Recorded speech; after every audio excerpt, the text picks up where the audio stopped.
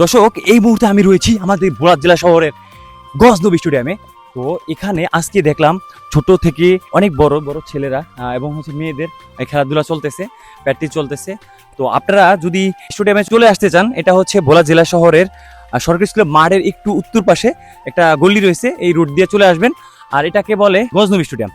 তো ভিডিওটা যদি বগুড়া জেলা শহরের মনপুরা, চরবেশন, বোরহানুদ্দিন, দৌলত খান যারাই দেখেন, তাদেরকে হ্যাঁ লালমোহন সরি আপনাদেরটা ভুলে গেলাম। তো তারা অবশ্য চলে আসতে পারে এই আমাদের গজনবী স্টেডিয়ামে। দেখতে যেরকম সুন্দর, এখানকার পরিবেশ গুলা আরো সুন্দর। হৃদয় ভাই কিছু বলবেন? আমি কি বলবো, আমি এক কথায় মুগ্ধ হয়ে গেছি এখানকার স্টেডিয়াম দেখে। ভাই হাবিব ভাই আমাকে কই নিয়ে আসছে, ভাই হাবিব ভাই আমাকে কই নিয়ে আসছে। দেখেন, আপনারা ভিডিওতে এটা অনুভব করতে পারবেন না, বাস্তবে এসে যে সুন্দর ফিল করবেন সেটা ভিডিওতে দেখে ফিল করতে পারবেন না। এই আপনারা কিন্তু ভোলা জেলা শহরের কিন্তু স্টেডিয়ামে আসলে বলবেন যে আমি মেলবোর্ন স্টেডিয়ামে রয়েছি। এখানকার যে পরিবেশ, উপর থেকে যে ভিউ, একদম অসাধারণ।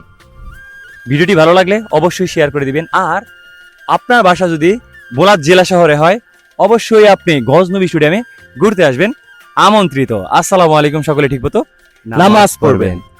ভোলা শহরে ঘুরতে ঘুরতে এখন হচ্ছে একটু খিদা লাগলো, হৃদয় ভাইকে আমি কিছু খাওয়াবো। হৃদয় ভাই বললো যে ভাই এখানে যেহেতু আসছি, তো একটা দোকান দেখতেছি ঢাকা হাজি বিরিয়ানি। এটা হচ্ছে ভোলার যে বালিকা উচ্চ বিদ্যালয় রয়েছে না, গার্লস স্কুল, এই গার্লস স্কুলের পাশে। তো আমরা এখন এখানে ঢুকবো, খাবো নাকি? হ্যাঁ অবশ্যই।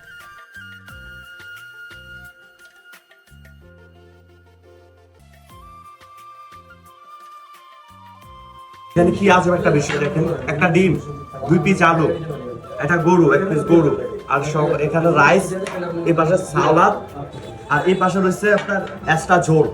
এগুলো সব সহকারে মাত্র 140 টাকা। আসলে এখানে হৃদয় ভাই একাই খাচ্ছে, আমরা হচ্ছে একটা বিবাহের অনুষ্ঠানে যাব, এই জন্য আর কি। ঠিক আছে।